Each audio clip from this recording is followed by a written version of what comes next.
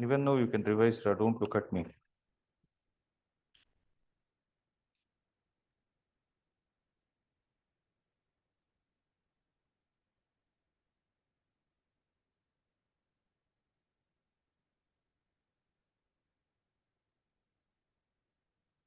Those are online. Am I audible? Yes, sir. Yes, sir. Hmm.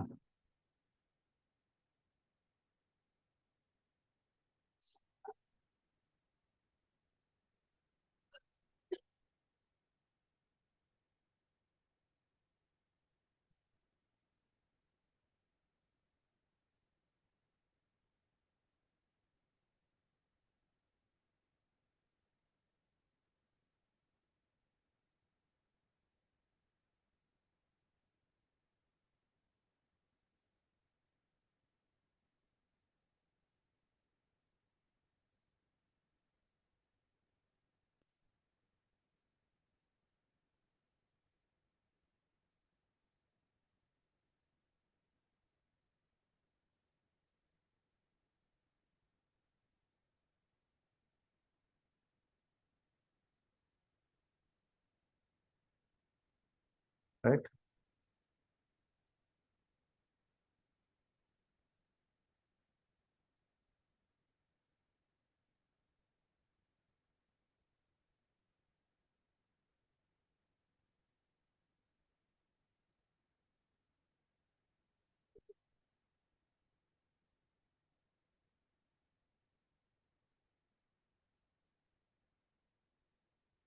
Must camera on. Right. So in the previous class, we discussed this as the last concept, right? What was it? It is the principle of conservation of mechanical energy, right? What does it state? It states that the sum of the kinetic energy and the potential energy of the system is going to be a constant, provided the forces acting on the system are going to be conservative in nature. Remember this, right? Okay.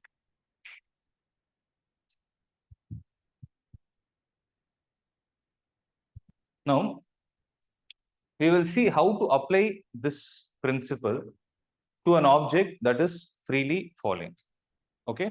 If suppose there is an object that is traveling under the influence of gravity, we are going to see how to apply this principle of conservation of mechanical energy. Okay. So let us consider a situation like this. There is an object which is dropped from the top. When I say drop from the top, the initial velocity is going to be 0. So there is an object that is dropped from the top and it is reaching the bottom C with a velocity of v dash. So at some point in between, let's call it as b, the velocity of the object is v, and the total distance traveled by the object is going to be h, right? So what we are going to do is, we are going to observe, the first thing that we are going to observe is, what is the force under which this object is traveling, right?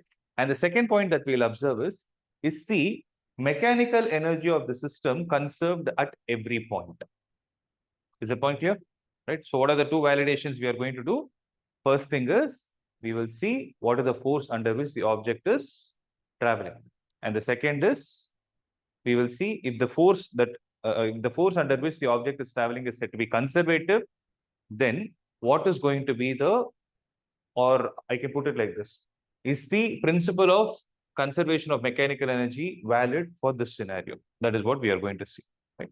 So first question is, under the influence of which force is this object traveling?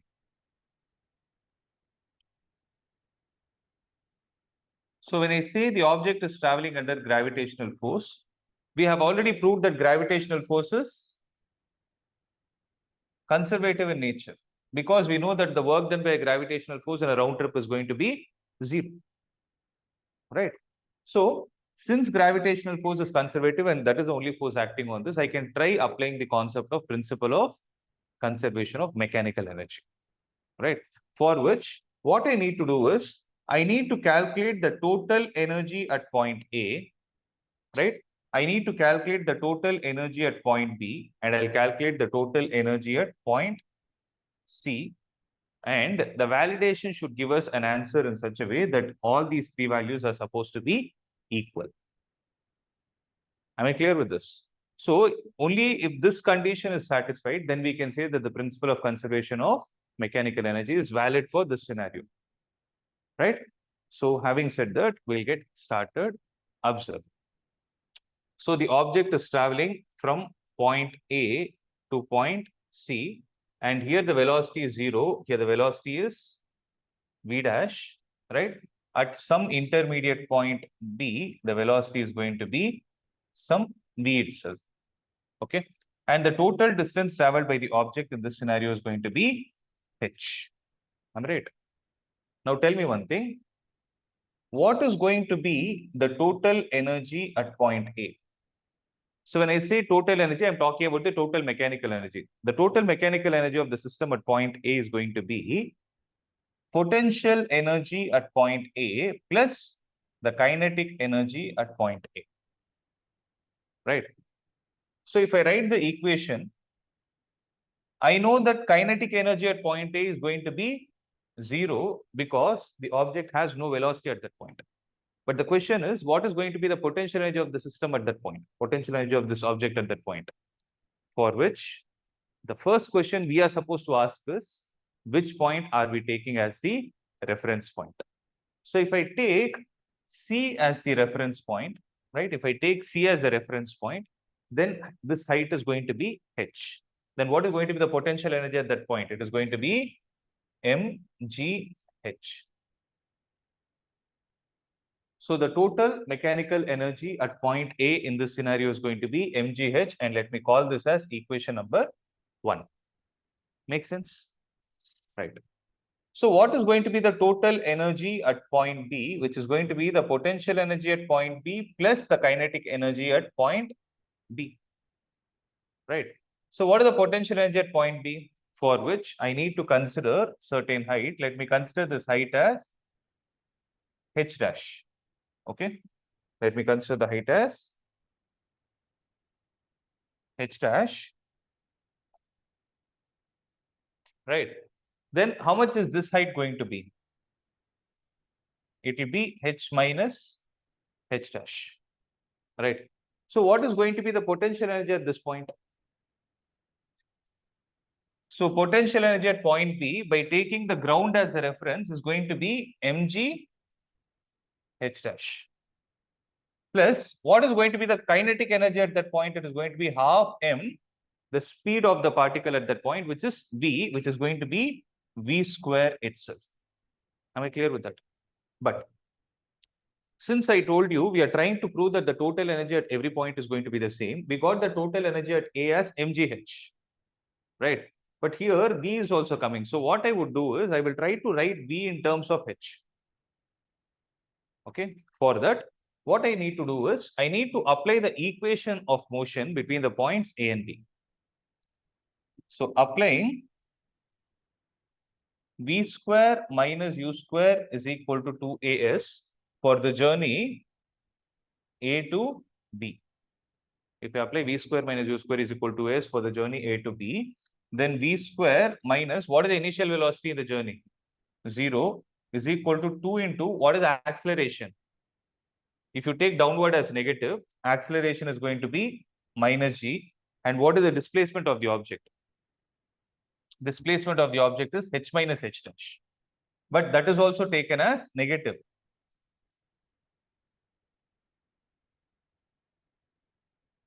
Because I took downward direction as positive.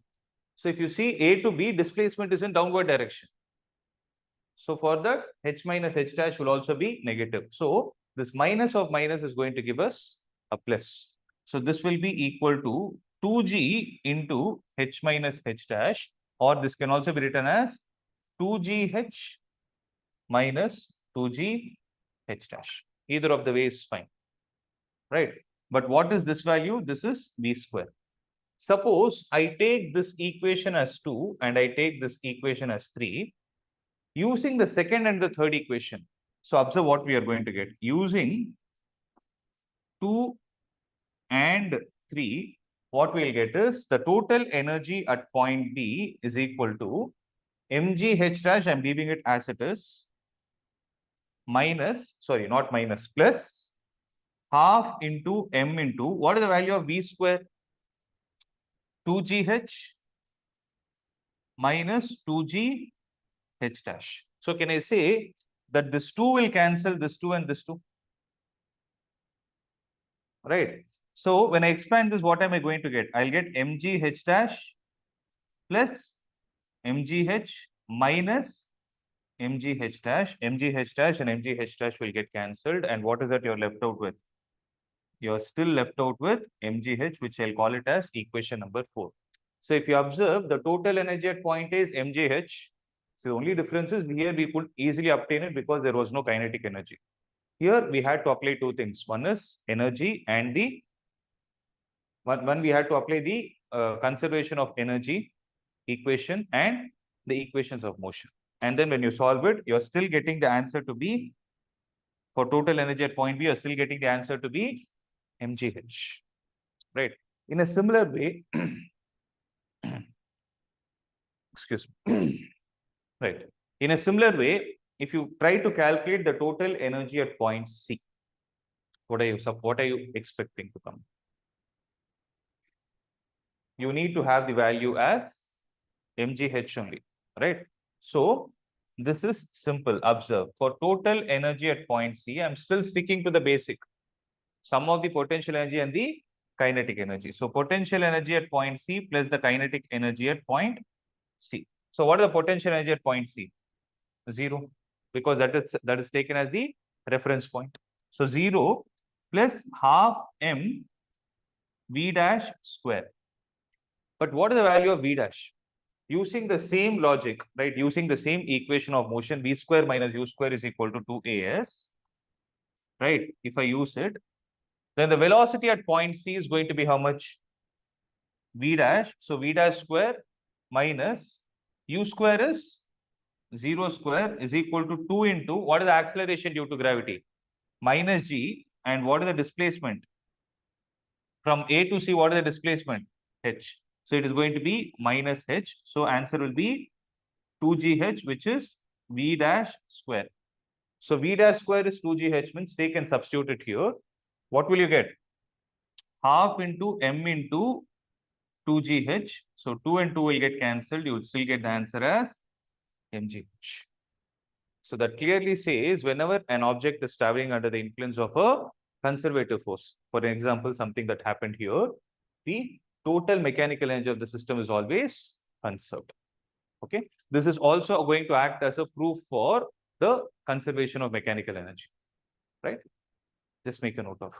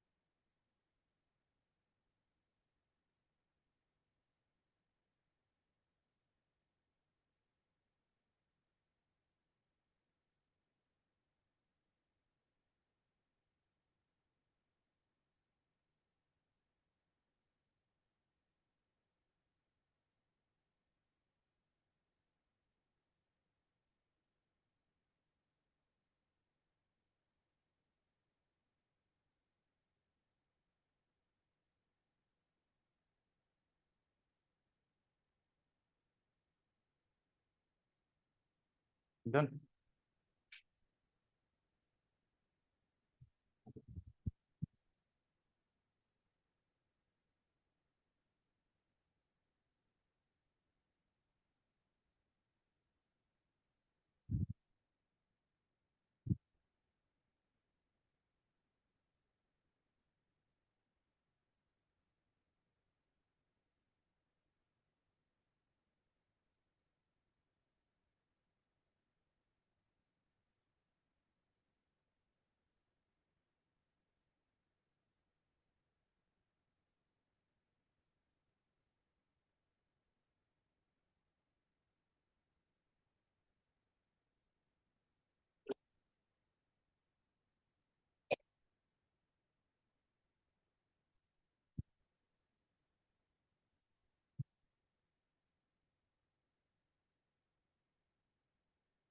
Done.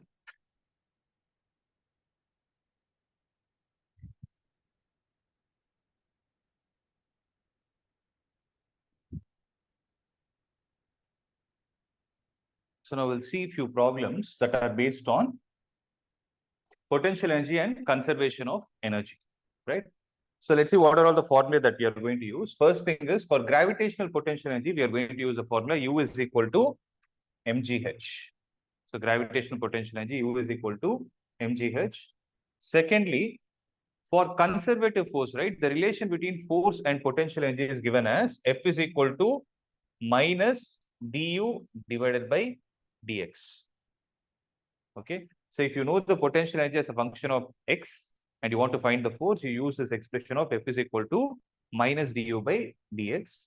Third, the change in potential energy is given as U final minus U initial, right?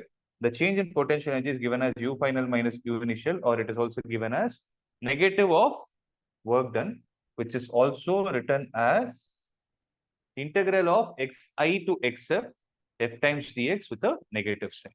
Okay, actually you derive it from here only. Basically what happens is minus du is equal to f times dx. Integrating on both the sides, we get minus u, right? Minus u is equal to integral of x1 to x2 f times dx. So that's the expression. Okay. Next, whenever there is work done by only conservative force in a particular system, then the mechanical energy is going to be conserved. So you can apply this formula of the kinetic energy plus potential energy of the system is always a constant, only if there is a conservative force in the system. Please register it in your mind. Okay. So this is a very, very, very important point. Right? Whereas if you want to solve the problem in any other way, you want to use any other theorem where there are no conservative forces, then you can think of work energy theorem. So work energy theorem is applicable for both conservative and non-conservative, but energy conservation is applicable only for conservative. Okay. So having said this,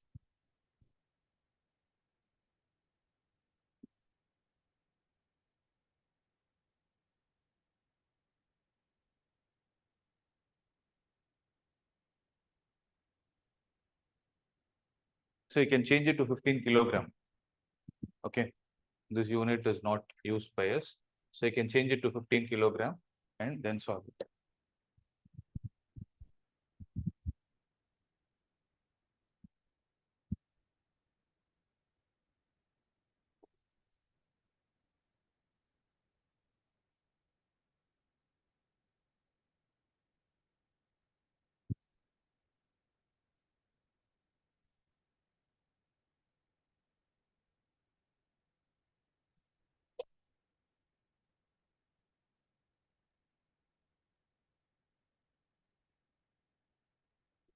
So vehicle, right? I can say a man or a person.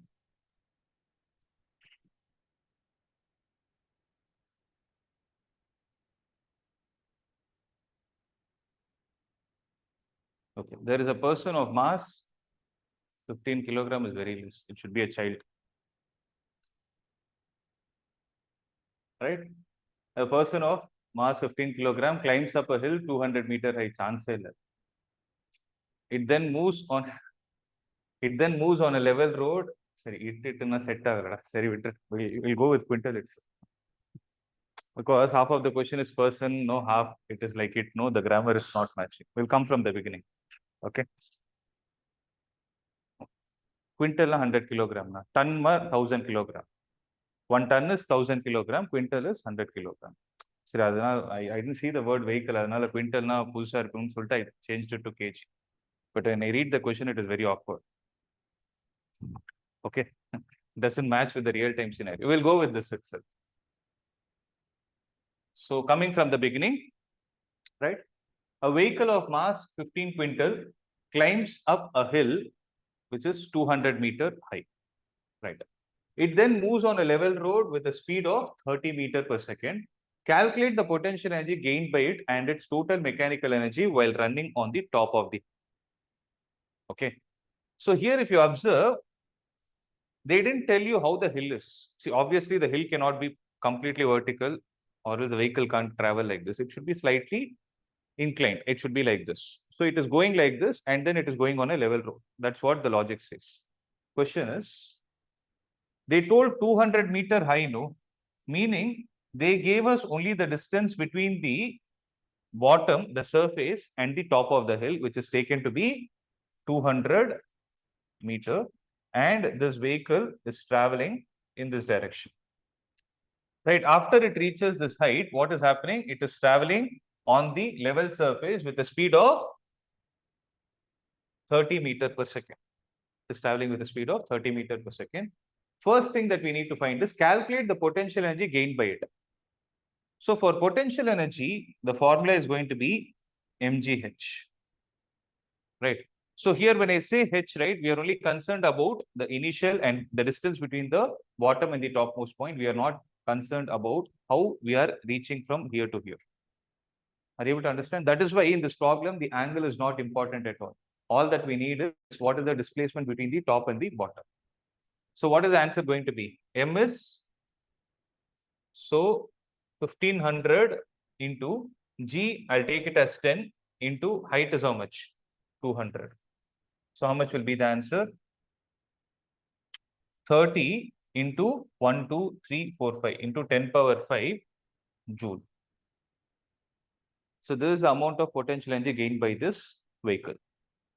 Now what is going to be the total mechanical energy? So total mechanical energy of the vehicle is going to be potential energy of the vehicle plus the kinetic energy of the vehicle. If you observe, right, after reaching this height of 200 meters, it is still going to travel on a level road, means here also the height is still going to be 200 only, meaning it is going to have the same amount of potential energy, which is going to be 30 into 10 power 5 plus what is going to be the kinetic energy? Half into 1500 into V square, that is going to be 900. So this will cancel this 450 times, right?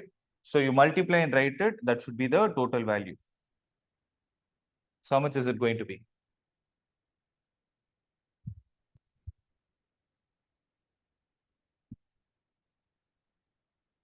Four fifty plus.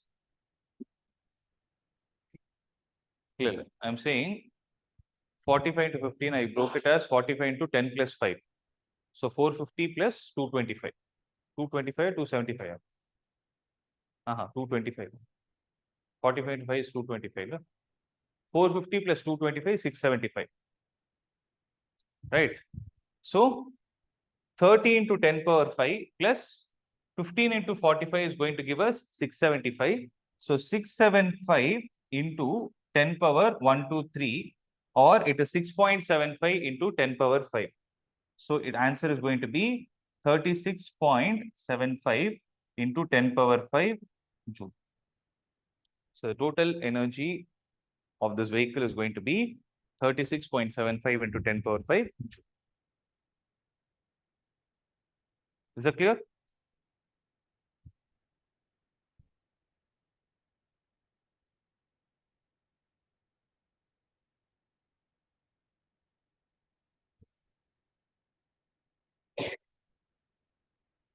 They wrote it in terms of 10 power 6. But I hope you could understand. See, we took the value of G as 10. That is why I got the answer as 330 into something. Yeah, they've taken it as 9.8. Okay. Did you all finish copying, by the way? You're done? Okay. Those who are online, are you able to understand? Yes, sir. Okay. So try this problem.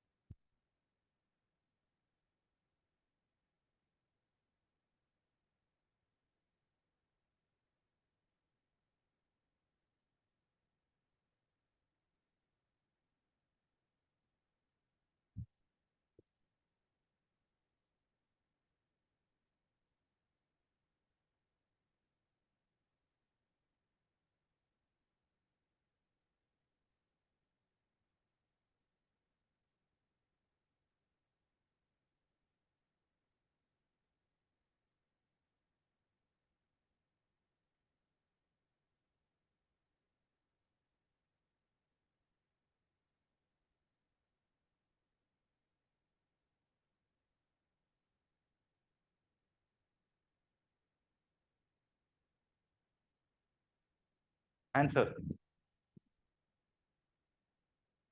Solution.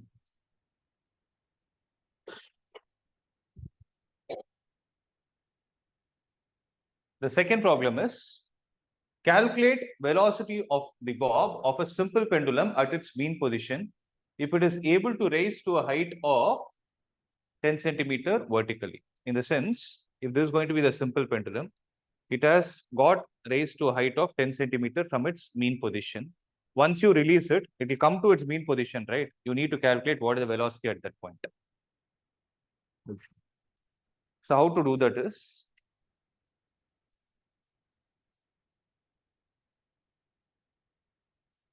if this is where it is released from and this is the mean position, right? So from the mean position, at what height is the object? The height of the object is 10 centimeter. So it is going to swing and come in this way, so that here the velocity is going to be in this direction. So if I take the mean position to be the reference line, so I'm taking this mean position to be the reference line. When I do that, I can clearly say that the energy possessed by the object at point A, what is the total energy possessed by the object at point A?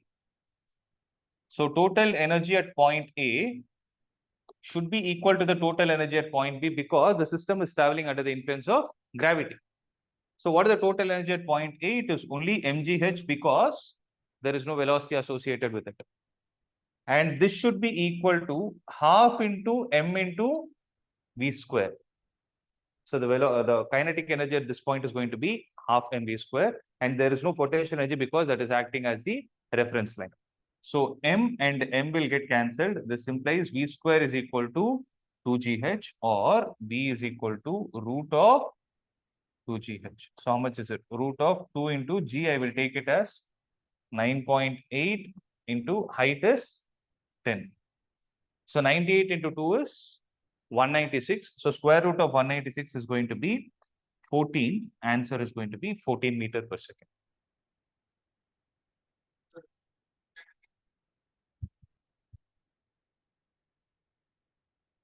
Oh, yeah.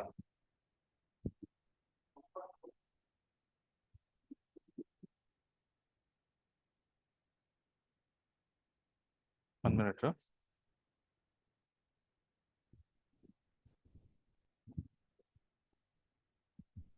Yeah, there is a mistake. Correction here.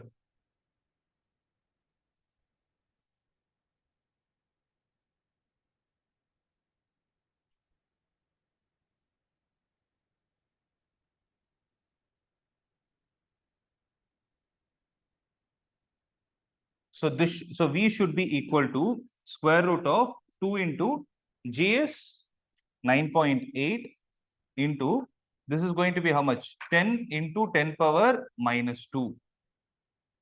So it is going to be 10 into 10 power minus 2. So 9.8 into 10 is going to give us 98 into 2 is 196. So you will have square root of 1.96, which is going to give us 1.4 meter per second.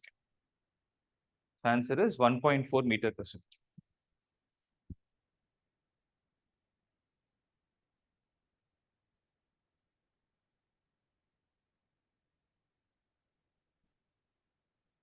Is that clear? Right?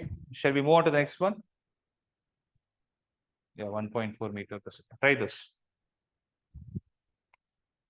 A girl of mass 40 kilograms sits on a swing formed by a rope of length 6 meter.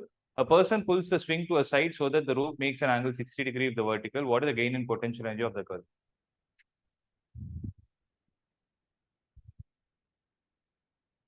You need to use trigonometry.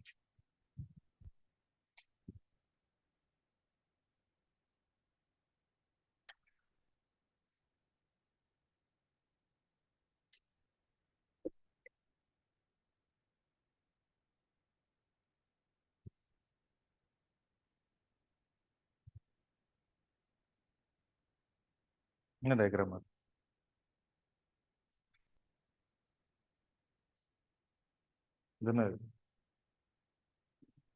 And they have clearly mentioned 60 degree with the vertical. The vertical. It should be straight, no? It's slanting diagram. So this is there.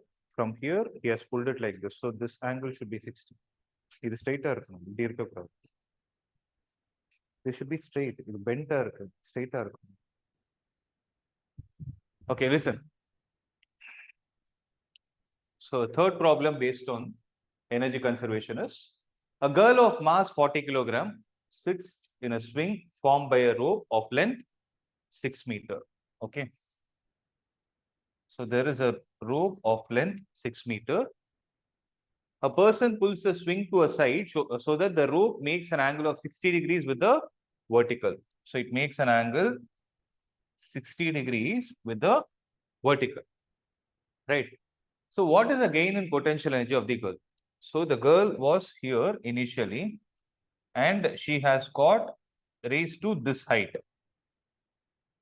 Right. So since you are expected to calculate the potential energy, you write U is equal to mgh provided you take the bottom to be the reference line. Okay. Now, if you see, if I drop a perpendicular from here, this height is 6. Right. This height is 6 and this height is h. Then how much will this height be? It will be 6 minus h. Right. I'll remove that 6 so that you don't have any confusion.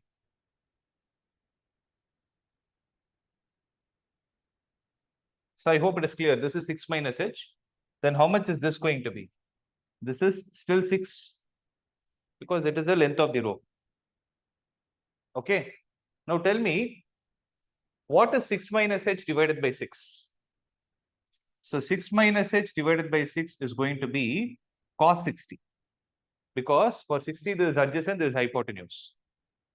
So cos 60 is going to be half. So cancel this and it will go 3 times. This implies 6 minus h is equal to 3 or h is equal to 3 meter. So the height is 3 meter. You know the mass of the girl and you know the height and you know the value of g. So just substitute, you will get the answer. So this should be equal to mass is 40 into g. I'll take it as 10 itself into height is 3. So 120 into 3 is going to be 1200 joule. So 1200 joule will be the answer. Clear?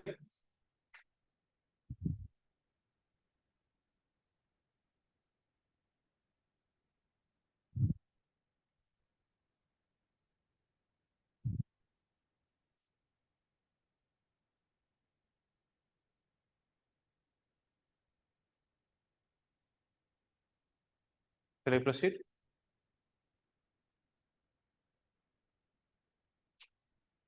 That's what.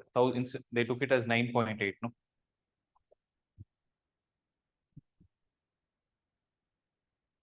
So let's try another problem. How high must a body be lifted to gain an amount of potential energy equal to kinetic energy it has when moving with a speed of 20 meters per second? So the question is, how high an object must be lifted so that it has a potential energy equal to the value of kinetic energy had the object moved with a speed of 20 meters per second. So the value of acceleration due to gravity at a place G is taken to be 9.8 meters per second square. Okay. So what is expected here? The potential energy is expected to be equal to the kinetic energy. So what is the potential energy here? It is going to be mgh. This should be equal to half, the mass of the object is same, half m into v square. So m and m will get cancelled, right? So h is equal to v square divided by 2g. What is the value of v? V is 20. So 20 square is going to give you 400 divided by 2 into g is going to be 9.8. So 400 means is going to go 200. So 200 divided by 9.8 means it should be a value greater than 20. Because the denominator, had it been 10, the answer would have been 20.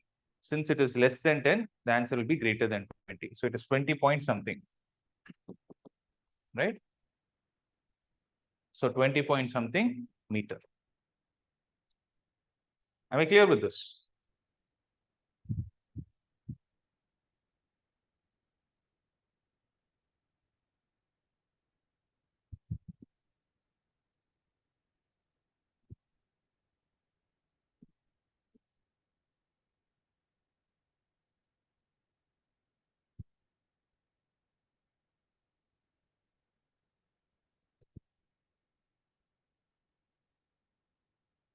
Got it?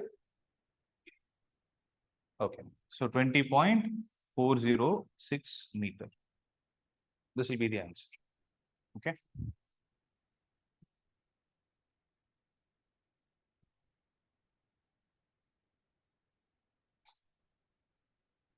Right. The string of a pendulum is 2 meters long. The bob is pulled sideways so that the string becomes horizontal and then the bob is released. What is the speed with which the bob arrives at the lowest point? Assume that 10% of the initial energy is dissipated against air resistance and take the value of G as 10 meter per second square. So let's try to describe the scenario with the help of a diagram, right? The string of a pendulum is 2 meter long. So this is 2 meter. The bob is pulled sideways so that the string becomes horizontal. So the string becomes horizontal, right? And then it is released. What is the speed with which the bob arrives at the lowest point?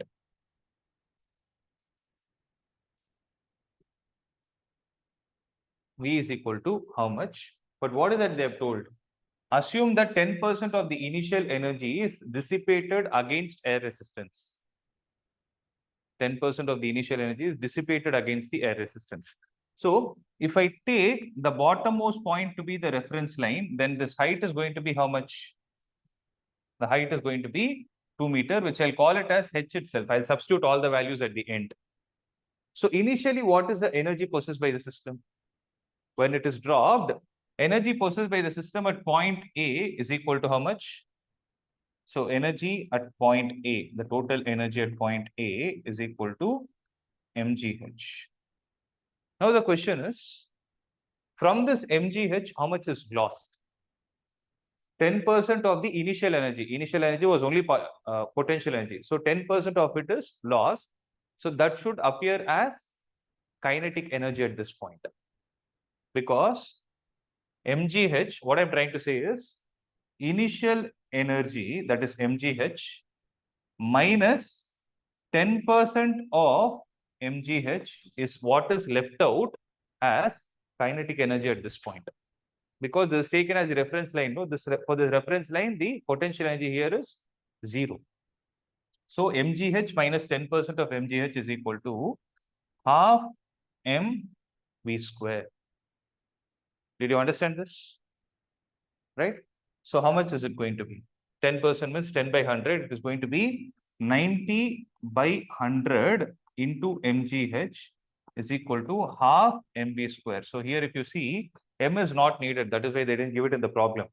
So 2 will cancel this 50 times. So 0 and 0 are gone. 9 divided by 5 will be equal to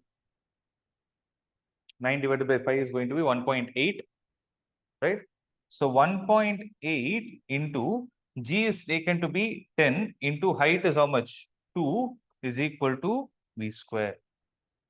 So 1.8 into 2 is going to be 18. 18 into 2 is 36. So v square is 36 means v is equal to 6 meter per second. So this is going to be the velocity, right? This is the velocity of the object when it reaches the bottom.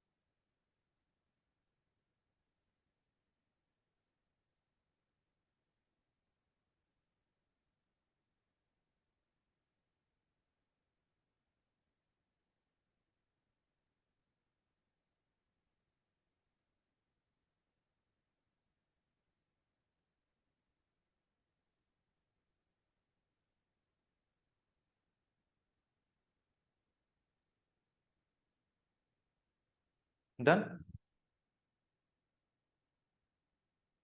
Okay. So answer is 6 meter per second. So I hope you could get some idea about how the energy conservation works, right? So with this, shall we see an application of it, right?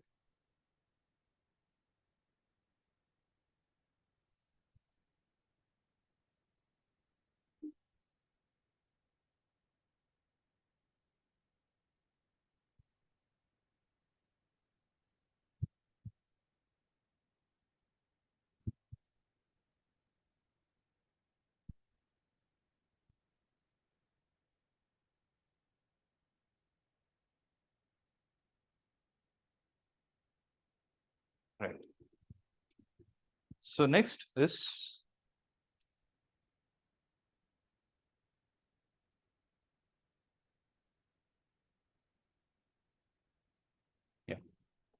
so the next concept that we will see is called as vertical circular motion. Okay. So there are basically two types of circular motion that are possible. One is horizontal circular. That is what we discussed in the previous chapter, if you remember. We discussed about a car taking a turn on a level road. That is an example of a horizontal circular turn or a circular motion. Here it is going to be vertical circular motion. So when I say vertical circular motion, the object is going to be revolving in a vertical plane. Okay. So for this, if you observe, right, this concept is actually not given separately in your textbook. This is not given as a concept in your textbook. What they have done is they've given it as a problem, right? But that problem is an example of the concept that I told you, which is the vertical circular motion.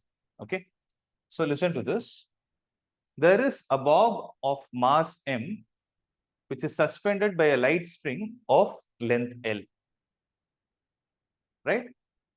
It is imparted a horizontal velocity VQ, right? It is imparted a horizontal velocity. We'll call it as V naught. Okay, it is imparted a horizontal velocity V naught at the lowest point A, so that it is able to complete a semicircular trajectory in the vertical plane with the string being slack, right? So with the string being slack only on reaching the topmost point C. So this is the scenario which is described in this figure. Now our job is to derive an expression for V naught. V naught means the velocity which is imparted at the bottom to achieve this kind of a motion. Second, the speed at points B and C. And the third is we need to derive the ratio of the kinetic energy of the kinetic energy at B to the kinetic energy at C, right? And the last part is comment on the nature of the trajectory of the bob after it reaches the point C. Okay, so all this put together is what is an example of vertical circular motion, right? So listen, it is always important that you give a minimum velocity at the bottom. So let's take this and see, right? So what will happen? Let's take this. If I hold it here, right? Now observe what is going to happen. I'm holding it at this point, right? So this is a point which is the center of the circular track. If I give it a velocity like this, what is happening? So I'm giving it a velocity. You're able to see that it is swinging, right? But is it able to complete a semicircular track? No. So I'll slightly increase it. See what is going to happen. Still, it is not working. Maybe I need to increase it to a certain value for this to complete the semicircular track. Are you able to understand what is happening? So I need to give it a minimum velocity so that it is able to travel in this path. So this is the scenario which is described here. Instead of bob, this part is there, and this is going to be the string, which is considered to be light, and its length is taken to be L. So here the most important point to be noted is there is always a minimum velocity that should be given at the bottom for the object to travel in that circular path. And that value is what is V naught, which is a very, very, very important one, right? And that value of V naught is going to be in terms of the length of the string. Depending on what length of the string you have considered, the V naught will vary in accordance, right? So what we need to do here is getting into the concept with respect to the solving or derivation part, right? What we need to do is we need to apply energy conservation thrice, and we need to apply Newton's law thrice. In the sense, we need to draw a free body diagram and then solve it. So let me show how to do it. Suppose this is going to be the diagram. So what is the velocity given here? It is V naught. So the velocity at point B will be in this direction. Velocity at point C will be in this direction. Let me call this as BC and let me call this as BB. Am I clear with that? So first, let's try to calculate what is the value of V naught, right? So I'm going to describe the scenario at point A. So when I'm describing the scenario at point A, observe, when I draw a free body diagram, right? mg is acting downwards, tension is acting upwards. Let me call it as TA, tension at point A, right? And the most important thing is whenever an object has to be in a circular motion, remember the most important force is called as the centripetal force. So centripetal force will always act towards the center of it. So there is a centripetal force acting in this direction towards the center. If I call the center of the circle as O, there is a centripetal force acting towards the center, which is given by the expression m into A. The centripetal acceleration is V square by R. We know that the formula for centripetal acceleration is V square by R, where V is the speed of the particle at that instant. Which speed? The tangential velocity, right? And R is going to be the radius. Okay. In this case, what is the value of V? It is V naught. So it is V naught square divided by what is going to be the radius? It is going to be L, and multiply this with mass. That is going to give us the centripetal force. Am I clear with this? Right. So since you have drawn the diagram, we can frame the equation. Remember, wherever the acceleration is directed towards, in whichever direction the object has an acceleration, the force in that direction is always dominating. In the sense, we have two forces, TA and mg, where TA is the tension at point A and mg is the weight of the object. So out of TA and mg, if you look at the direction of the centripetal force, it clearly says that the tension is dominating. So how will you write the equation? TA minus mg is equal to m into V naught square divided by L. Am I right? So which will be considered as equation number 1.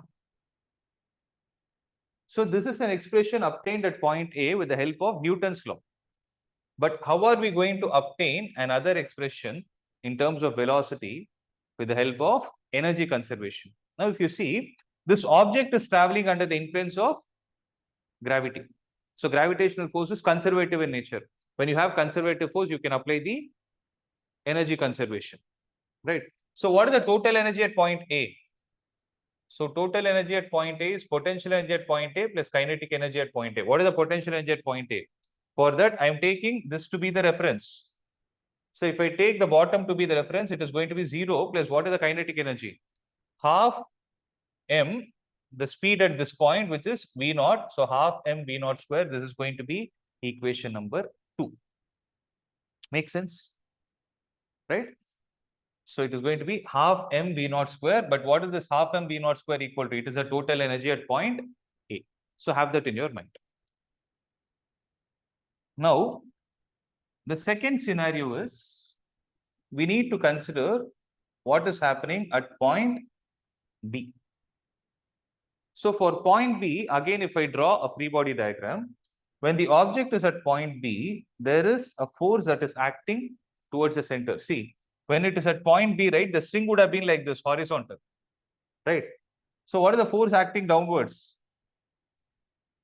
Its weight, mg. And what is the force acting towards the center? That is the tension at point B.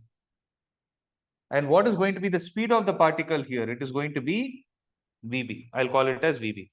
Because you remember they asked us to calculate the ratios of the kinetic energy at B and C. So I need the velocity at B and velocity at C also. Right? So observe, if this is Vb, there is a force that is acting towards the center, which is the tension.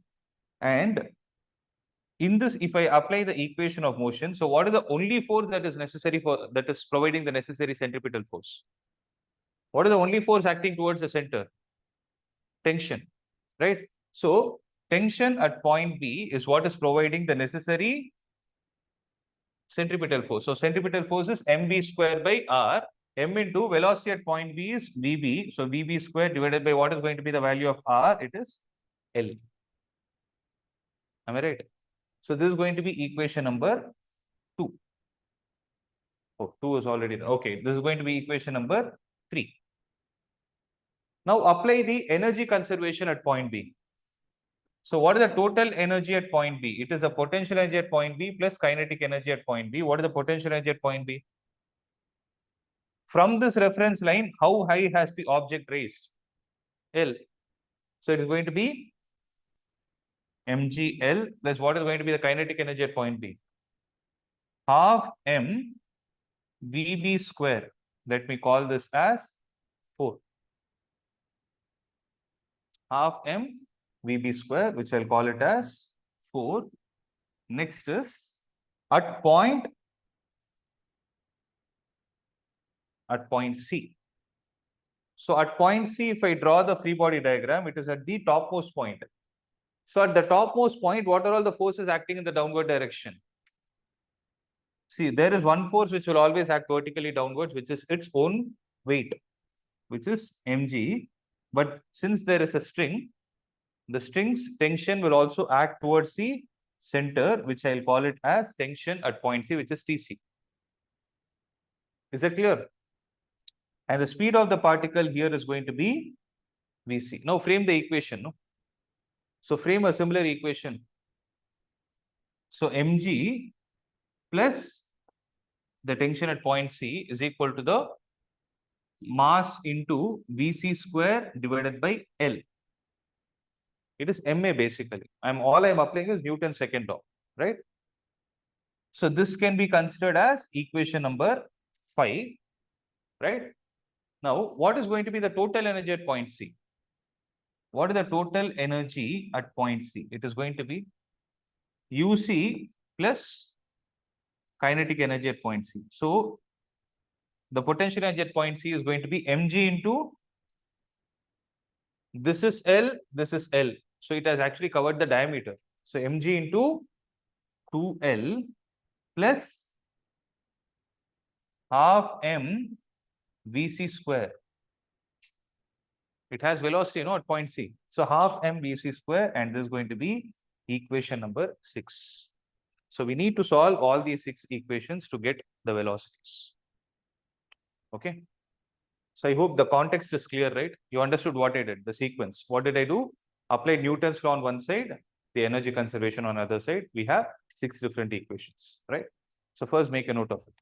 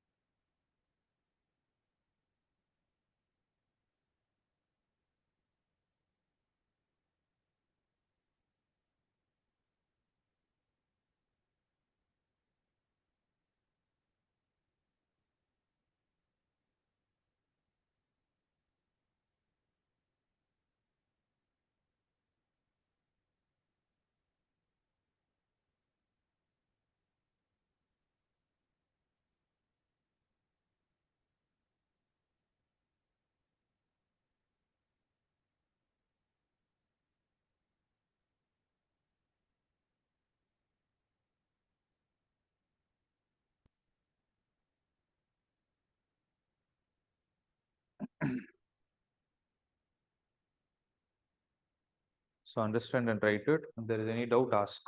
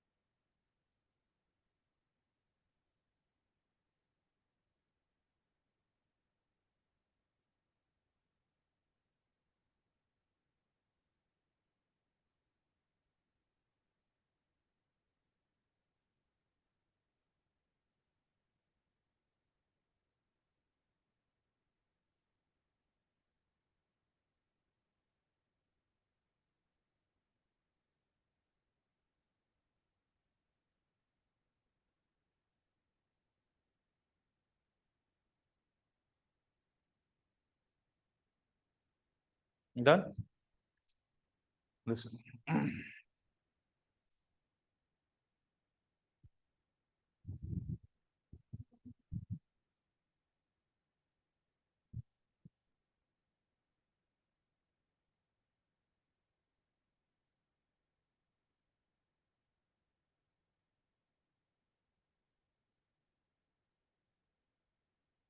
Done?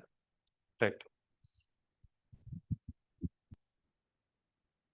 Can you just tell me the equations that we have got? You want all the equations. TA minus mg is equal to m into V naught square divided by L. Then we have total energy at point A is equal to half m V naught square, right?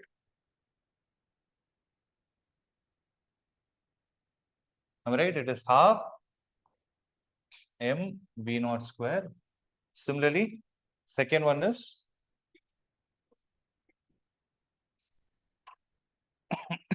so how much is it? Tension at point B is equal to mVb square divided by L.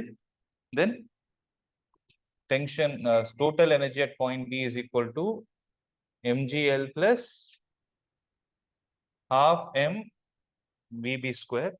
Then what do we have? mg plus Tc is equal to m into Vc square divided by L. 1 minute.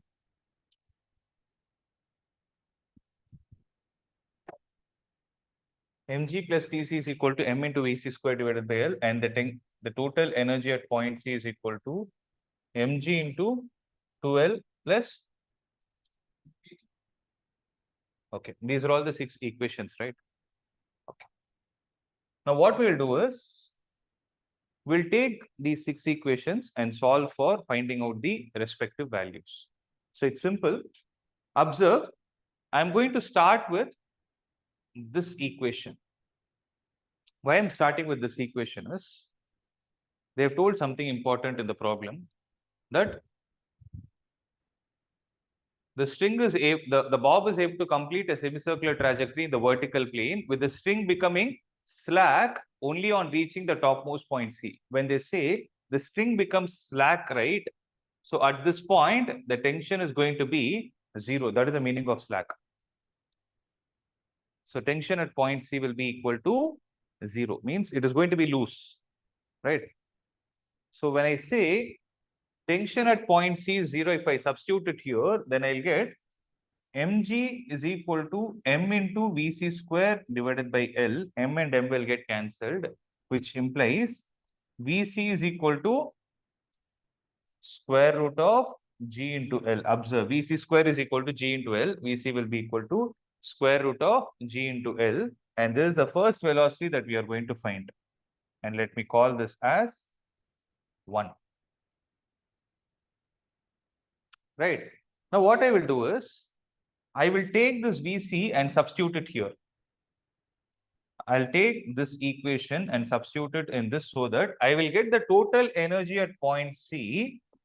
Total energy at point C is equal to mg into 2 elements, 2 mgl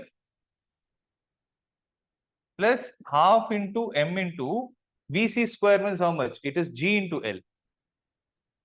So it is half into m into GL. So 2 mgl plus half mgl is going to be equal to 5 by 2 mgl. So it will be 5 by 2 times mg into L. Let me call this as equation number 2. Am I clear with this? So first we found out Vc. So since we found out Vc, it is easy for us to find what is the kinetic energy at point C. Right? Then I found the total energy at point C to be equal to 5 by 2 times mg into L. But here the most important point to be kept in mind is the system is, the object is rotating under the influence of gravity, conservative force. Hence, the energy is conserved. So total energy of this bob at every point is supposed to be equal, right? So what is the total energy at point A? It is half m V naught square can I say that this half m v naught square is supposed to be equal to 5/2 times mgl because this is the total energy at C? Does the statement make sense? Right. So if that is the case, m and 2 and 2 get cancelled. So you will get V naught square is equal to 5GL. So you will get V naught is equal to root of 5GL. So we obtain the value of V naught also. Am I clear with this? Right.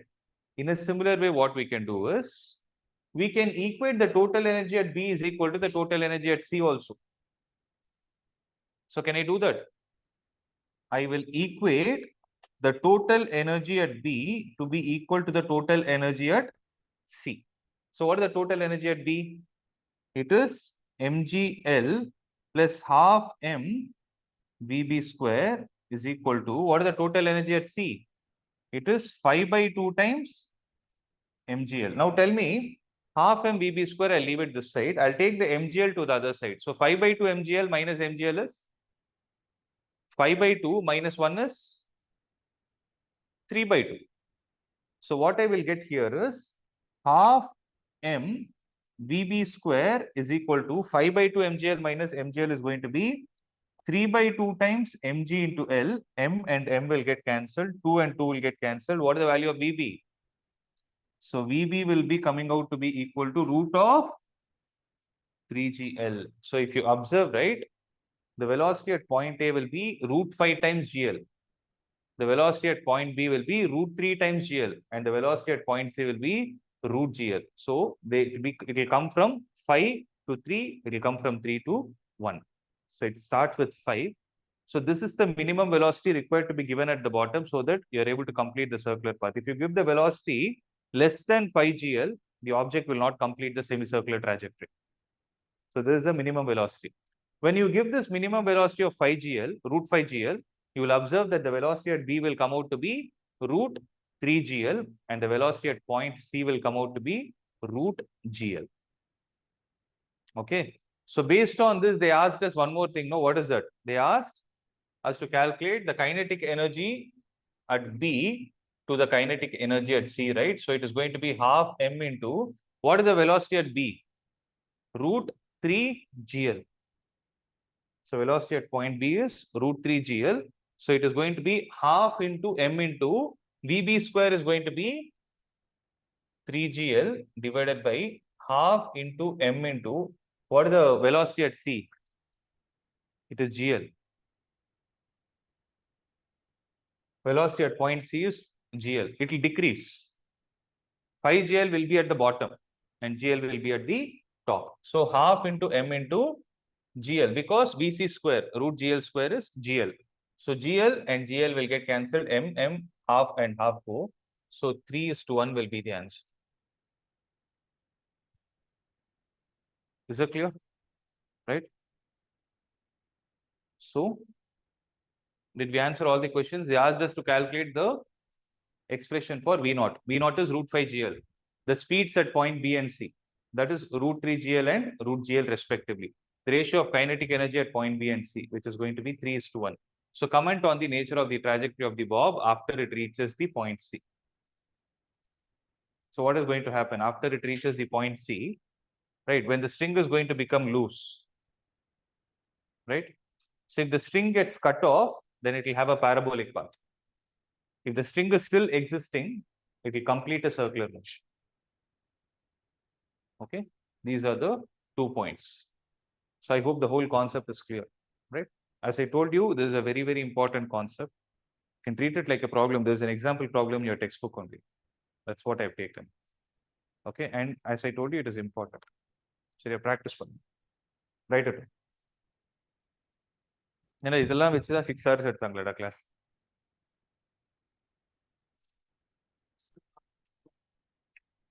சொல்லி தரல அப்படின்னு ஒண்ணு இருக்குன்னு தெரியாது உனக்கு.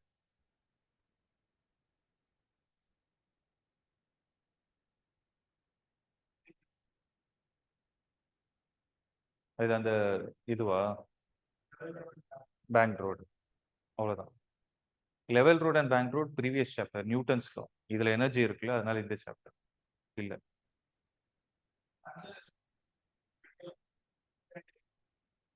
ஆமா, இதுல இதுல அப்படி நடக்கும்னு சொல்லி முடிச்சிட்டாங்க.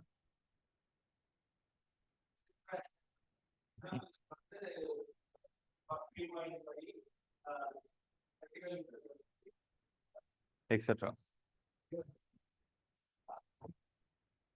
பாருங்க, நீங்க 1.5 hour chemistry class you are crying, yet 6 hours of physics class one day.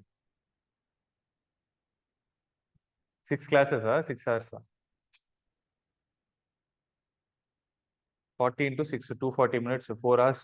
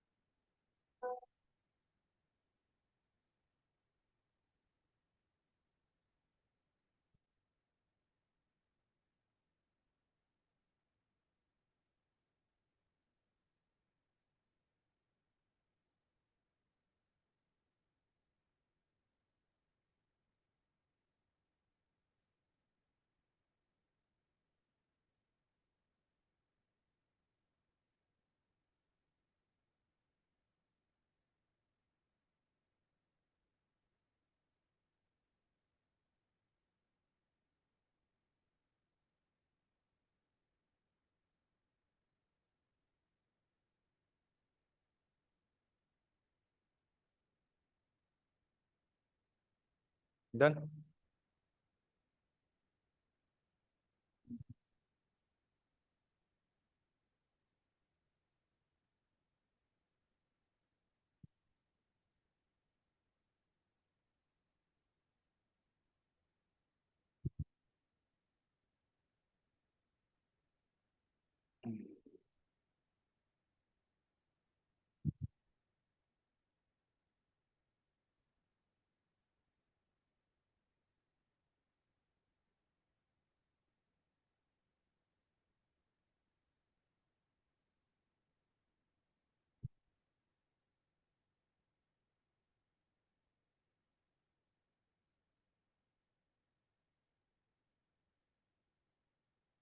Yeah.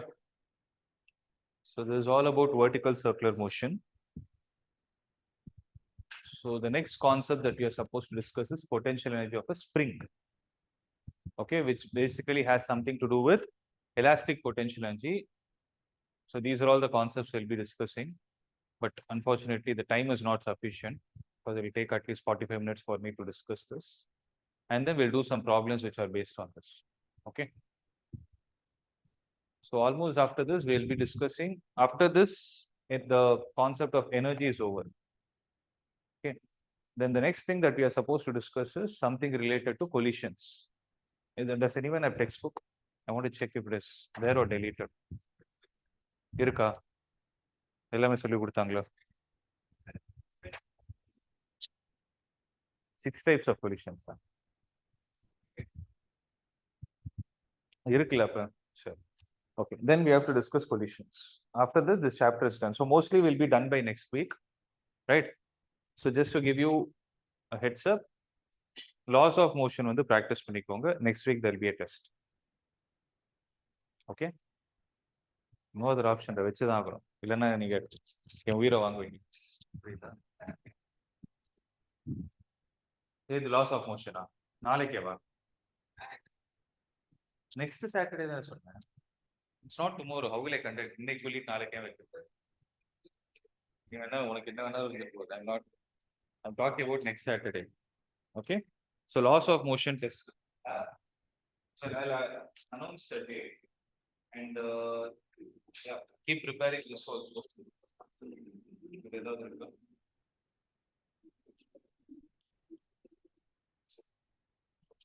So you'll have test and loss of motion.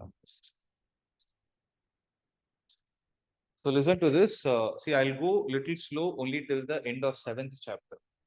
After that, no stopping. I'm going to prepare. And then, I'm going slow only to build the basics.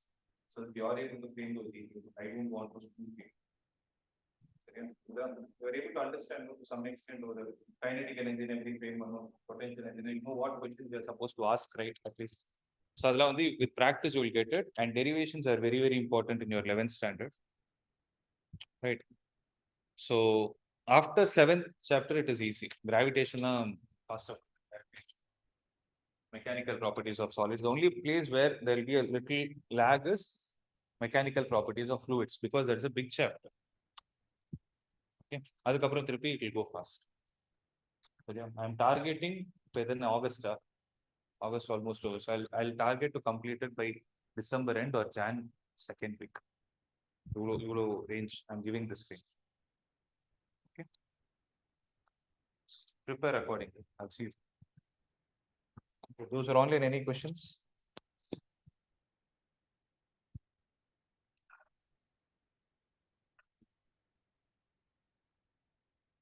Those are online. Any questions? Yes, sir. Okay. We'll wind up. Huh?